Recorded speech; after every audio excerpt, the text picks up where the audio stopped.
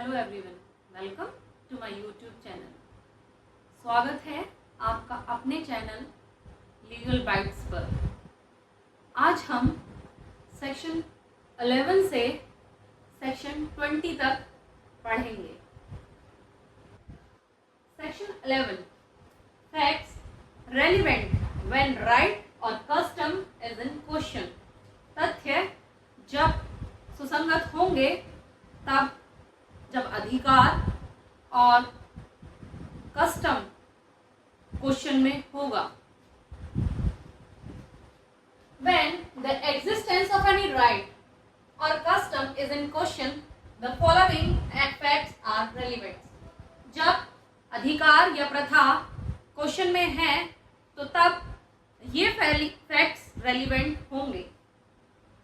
Any transaction, event or instance by which the right or custom was created and claimed, modified, reorganized, asserted or denied means कोई भी लेन then, घटना या उदाहरण जिससे अधिकार या प्रथा बनी है या मानी गई है या बदली गई है या उसे स्वीकार किया गया है या अस्वीकार किया गया है। Instance in which the right और custom was created or exercised, disputed or departed from, वे उदाहरण जिनसे अधिकार प्रथा का पालन किया गया है या फिर विवाद का उल्लंघन किया गया है। Specific facts, judicial decisions or other circumstances which shows exercise, recognition or right or custom means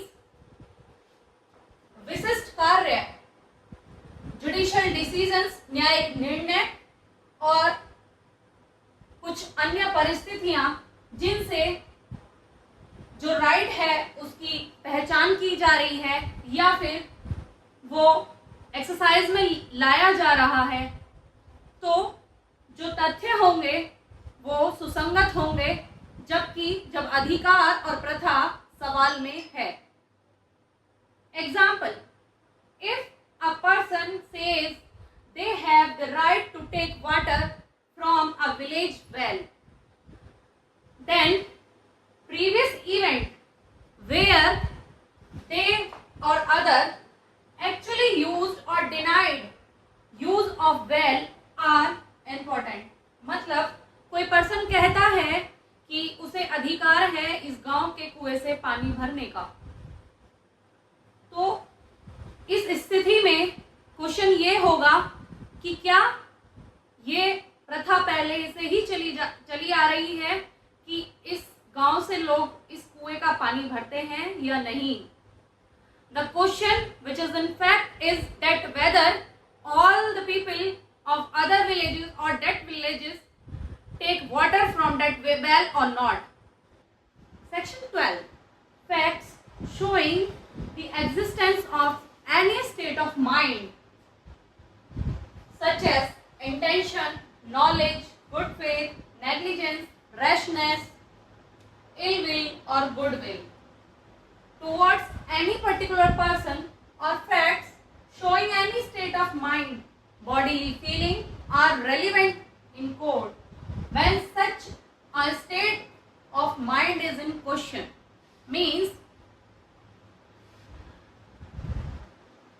intention, उसकी सोच, उसका ज्ञान या सद्भावना या लापरवाही किसी भी पर्टिकुलर पर्सन के टूवर्ड्स, ये सभी स्टेट ऑफ माइंड किसी भी क्राइम में रेलिवेंट होंगे, प्रासंगिक होंगे। If a court needs to decide what someone was thinking और feeling, intention, knowledge, the thing which I have discussed above, then facts which shows what was going in the mind of the person or body are relevant means अगर court को यह decide करना है कि कोई व्यक्ति क्या सोच रहा था या उसका स्टेट ऑफ माइंड उस टाइम पर कैसा था, उसकी इंटेंशन कैसी थी, उसकी नॉलेज कैसी थी, वो इस क्राइम को करने के पीछे उसका इरादा कैसा था, तो ये सभी जो चीज़ें हैं वो क्वेश्चन होंगी.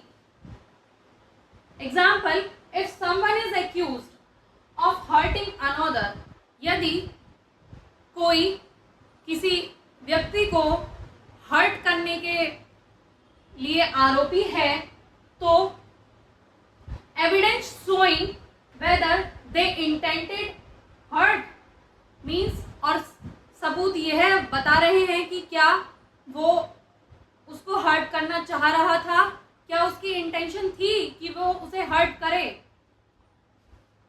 Like threatening message sent earlier और had a prior knowledge is relevant means,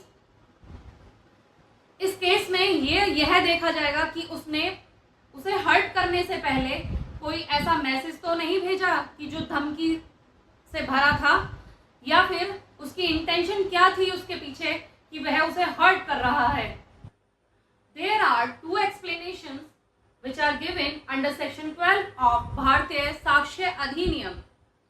Explanation 1 says that if a person who is committing a crime have intention to do it, have knowledge to do it, or have negligence to do it, or any state of mind to do the crime, shall be relevant facts towards that case. Means, यदि कोई व्यक्ति अपराध कार्य कर रहा है या करता है, तो उसके पीछे उसकी क्या इंटेंशन है, क्या उसकी नॉलेज है, क्या उसको ज्ञान था, या क्या उसकी नेग्लिजेंस है कि वह उस क्राइम को जानबूझकर कर रहा है या नहीं कर रहा. ये सारे फैक्ट्स, ये सारे तथ्य, प्रासंगिक तथ्य मान लिए जाएंगे कोर्ट के द्वारा. Second explanation says that if a person is accused of a crime such as theft or etc.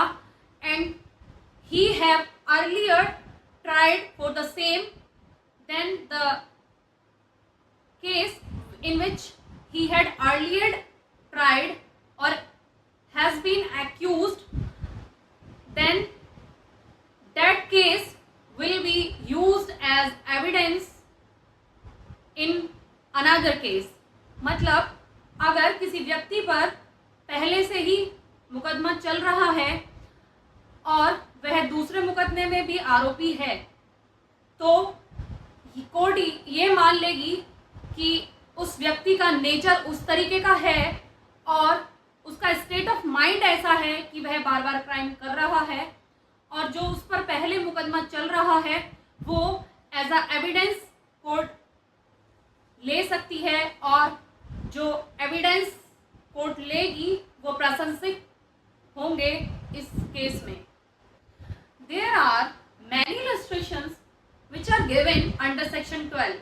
I have taken two illustrations.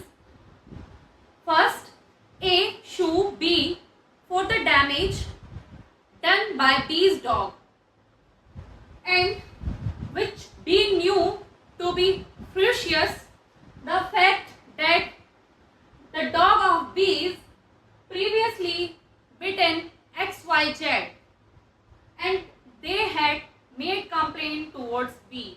Means A B पर मुकदमा करता है जो B के कुत्ते ने उसको नुकसान किया है उसके लिए, और B ये पहले से जानता था कि उसका कुत्ता उग्र है. तो जो फैक्ट है कि उस कुत्ते ने पहले भी XYZ को काटा था और उन लोगों ने B के खिलाफ मुकदमा किया था, तो ये फैक्ट रेलिवेंट फैक्ट होगा इस केस में. A is charged with shooting at B with intent to kill him. In order to show A's intention, the fact of A sharing previously shot at B may be proved. Means A B पर गोली चलाने के लिए आरोपी है और उसकी intention थी बी को मारने की, तो इस इंटेंशन को और या फिर इस क्वेश्चन को प्रूव करने के लिए ए की जो इंटेंशन थी कि पहले भी उसने बी पर गोली चलाई है कई बार, तो ये इंटेंशन उसकी रेलिवेंट फैक्ट होगा and it can be used as evidence in court. These two illustrations which I have taken, the first one explain the explanation 2 which is given under section 12 and second one explain the explanation 1 which is given under section 12 of Bharatiya Sakshya Adhiniyam. Section 13, facts bearing on question whether act was intention or accidental. Means section 13 says that if a court has to decide whether something was done on purpose, means intentionally or by mistake, accidentally, these facts can include what the person did before or after the act if they did a similar act earlier in the same way. मतलब कि section 13 ये कहता है कि अगर court को यह decide करना है कि जो एक्ट किया गया है वो इंटेंशनली किया गया है, जानबूझकर किया गया है, या फिर जो एक्ट है वो एक्सीडेंटली है, तो ये फैक्ट कि जो व्यक्ति है उसने उस एक्ट को करने से पहले क्या स्थिति थी उसकी और उस एक्ट को करने के बाद उसकी क्या स्थिति है, ये कोर्ट को ये डिसाइड करने में हेल्प करेंगे कि जो एक्ट है वो इंटेंशनली किया गया है या फिर वो एक्ट एक्सीडेंटली है.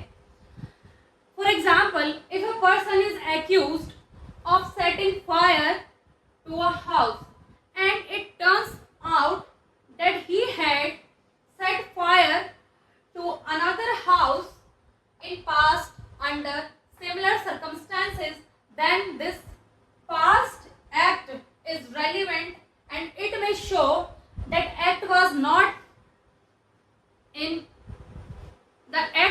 not an accident.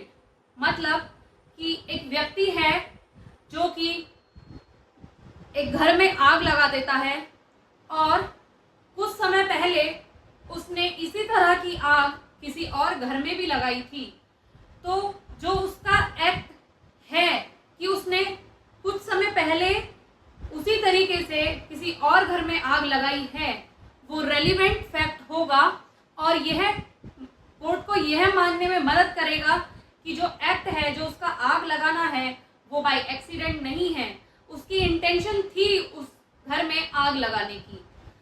Section 14, Existence of any course of business is relevant. अगर सवाल यह है कि कोई काम हुआ है या नहीं हुआ है, उसके प्राकृतिक तरीके का होना कि किस तरीके से वह काम किया जा रहा है, वह तथ्य प्रासंगिक तथ्य होंगे. If there is a dispute about whether a specific action occurred, evidence about the usual or regular that business or activity is conduct which would naturally include such act is relevant. Example, if a court need to decide whether a certain letter was actually sent, it is relevant to know the usual practice system of sending that letter from the office. Means अगर किसी court को यह decide करना है कि वह पत्र भेजा गया है या नहीं, या कोई काम हुआ है या नहीं, उस काम का प्राकृतिक तरीका जानने के बाद कोर्ट यह डिसाइड कर सकती है कि वह काम हो गया है या नहीं हुआ है, उस कोर्ट का काम का जो एक्चुअल तरीका है, उसका सिस्टम क्या है डिलीवर करने का लेटर, वो रेलिवेंट फैक्ट होगा। If a normal course of business includes dispatching such letters, that the fact is important to prove whether the specific letter was likely sent। मतलब कि अगर ये प्रूव करना है हमें कि वो पत्र भेजा गया है या नहीं भेजा गया है, तो हमें उस चीज को प्रूफ करने के लिए उसका नेचुरल प्रोसेस क्या है भेजने का, उसे जानना बहुत जरूरी है। सेक्शन 15 एडमिशंस, स्वीकृति। As a statement whether oral, documentary or in electronic form. स्वीकृति बोलकर भी दी जा सकती है, लिखकर भी दी जा सकती है और किसी इलेक्ट्रॉनिक वे में भी दी जा सकती है। An admission is when someone voluntarily acknowledge the truth or existence of the fact related to the case। Means जब कोई व्यक्ति अगर ऐसा बयान दे या फिर स्वीकृति दे कि जो विवादित तथ्य हैं और प्रासंगिक तथ्य हैं वह सत्य हैं, तो it can be said that the person had been admissible the statement। Admissions are important because they help the court to decide fact in dispute by accepting what a party or witness has stated against their interest। Admissions क्यों जरूरी हैं? स्वीकृति इसलिए जरूरी है कि यह court को यह डिसाइड करने में मदद करती है कि जो डिस्प्यूट के तथ्य हैं वे, या फिर कोई पार्टी है उसने विटनेस पेश किया है और उसने उस चीज को स्वीकृति दी है या नहीं दी है। एडमिशंस में can be spoken statements, written document और electronic record. Admissions oral statement भी हो सकता है, मौखिक स्टेटमेंट भी हो सकता है और एक दस्तावेज भी हो सकता है जो कि लिखित है, और एक इलेक्ट्रॉनिक रिकॉर्ड भी हो सकता है जैसे कि a voice message on WhatsApp और अ मैसेज ऑन व्हाट्सएप और अ ईमेल और etcetera. Section 16 admissions by a party to the proceeding और their agent. Any statement made by a party involved in any case or by an agent or representative authorized expressly or implied by the party is considered as admission। Means कोई भी कथन किसी भी party के द्वारा किया गया हो, वो स्वीकृति की जाएगी उस केस के टूवर्ड्स कि उस पार्टी ने जो बयान दिया है उस केस में, तो उसने वह स्वीकार किया है कि हाँ ऐसी घटना हुई है। Second, if a person action और behaviour is connected to the case the court can consider it as evidence. मतलब कि अगर कोई व्यक्ति है, उसका व्यवहार या उसका आचरण उस केस से कनेक्टेड है, तो कोर्ट उसे साक्ष्य के रूप में मानेगी। The person behaviour is relevant if it shows that they were likely involve और had someone connection with the accident. मतलब कि पर्सन का, उस व्यक्ति का व्यवहार सुसंगत माना जाएगा जब ऐसा व्यवहार या आचरण है उसका कि वह उस केस में इन्वॉल्व्ड है, या कोई कनेक्शन उस व्यक्ति का उस एक्सीडेंट से है, तो ऐसा व्यवहार उसका और ऐसा आचरण सुसंगत माना जाएगा। This behaviour can happen before और आफ्टर द इंसिडेंट। यह व्यवहार या तो घटना से पहले भी हो सकता है और घटना के बाद भी हो सकता है। For example, if someone runs away after hearing police are looking for a person who robbed a bank. एक व्यक्ति है, वह यह सुनकर भाग जाता है कि पुलिस उस व्यक्ति को ढूंढ रही है जिसने बैंक में लूटपाट की। तो जो उसका भाग जाना है वह सुसंगत तथ्य माना जाएगा। It can be used as evidence in court. यह साक्ष्य के रूप में कोर्ट में प्रस्तुत किया जा सकता है। Section 17. Admissions by person whose position must be proved as against a party to the suit. If a person makes a statement holding a certain position or liability related to the party in a lawsuit, that statement is treated as admission against that party. Means, यदि कोई व्यक्ति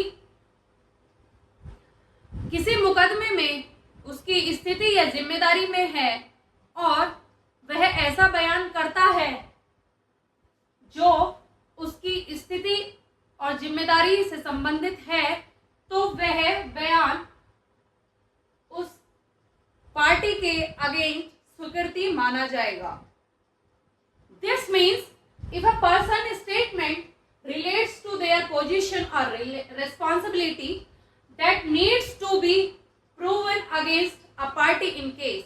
मतलब कोई person है, एक व्यक्ति है, उसका स्टेटमेंट, उसका बयान अगर उसकी पोजीशन और रेस्पॉन्सिबिलिटी से रिलेटेड है और वो दूसरी पार्टी के अगेंस्ट प्रूव किया जाना है, तो जो स्टेटमेंट उसने दिया है वो एविडेंस के रूप में कोर्ट में दाखिल किया जा सकता है।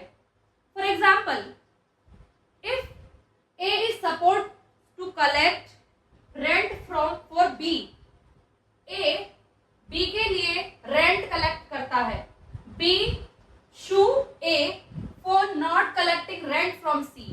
बी ने ए पर मुकदमा किया कि वह सी से किराया वसूलता नहीं है या सी से किराया नहीं वसूला है बी ने।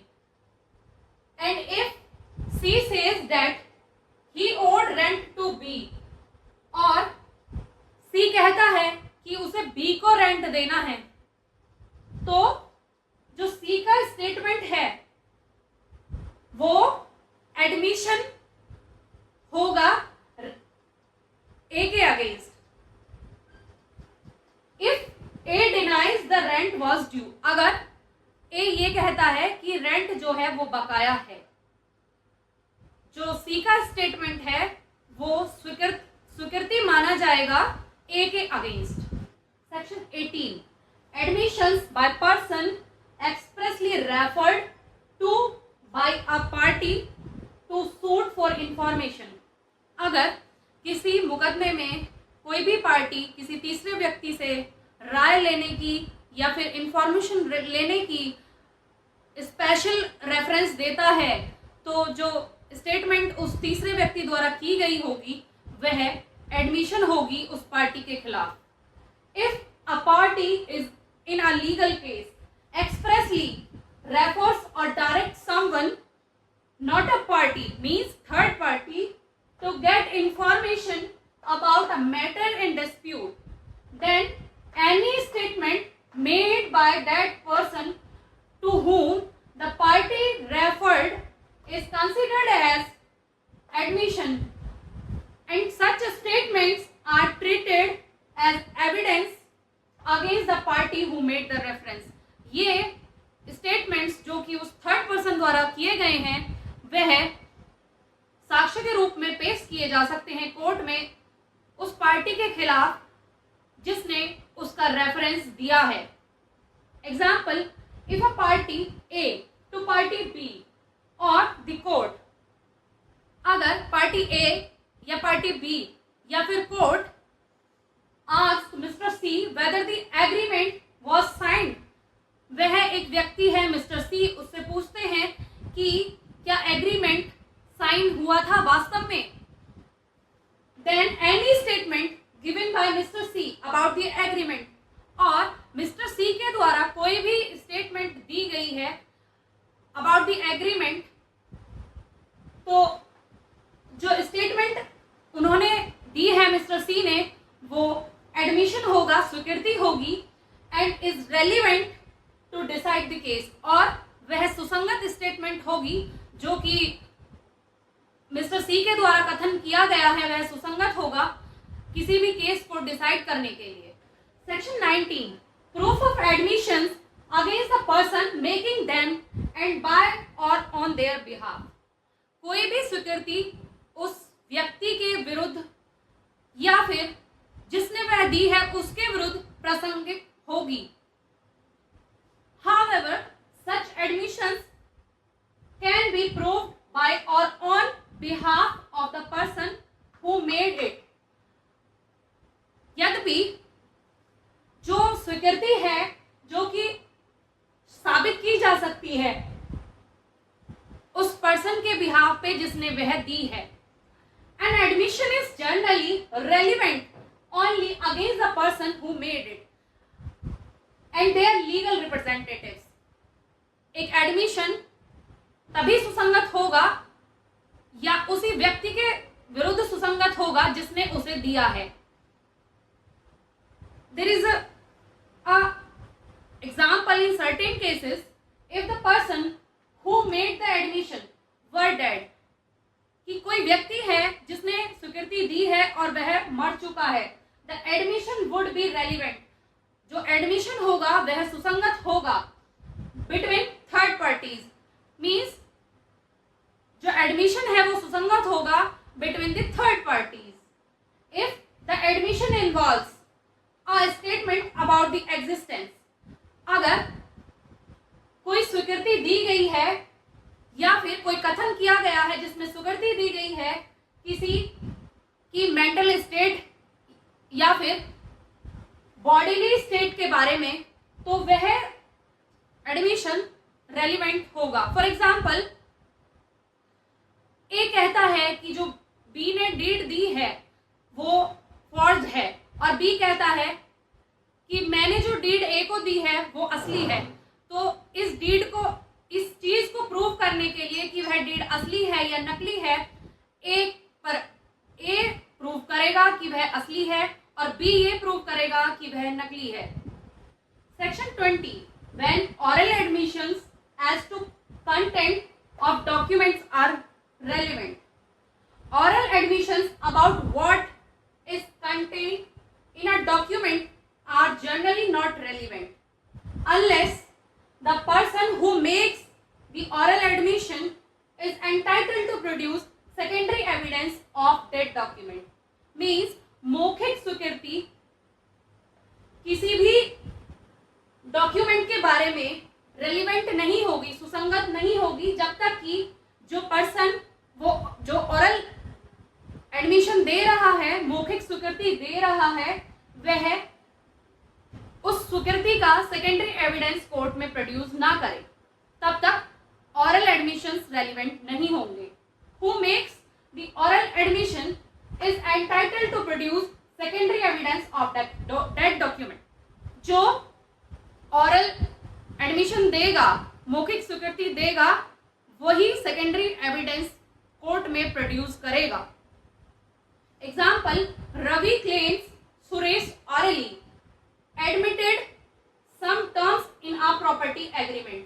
रवि यह आरोप लगाता है कि सुरेश ने कुछ टर्म्स ऐड किए हैं जो प्रॉपर्टी एग्रीमेंट है या डीड है उसमें, और but if original document exist and is not disputed, और जो ओरिजिनल डॉक्यूमेंट हैं वो कोर्ट में दाखिल किए गए हैं और वो विवादित नहीं है, तो जो रवि क्लेम कर रहा है सुरेश पर कि सुरेश ने कुछ टर्म्स ऐड किए हैं वो रेलिवेंट नहीं है।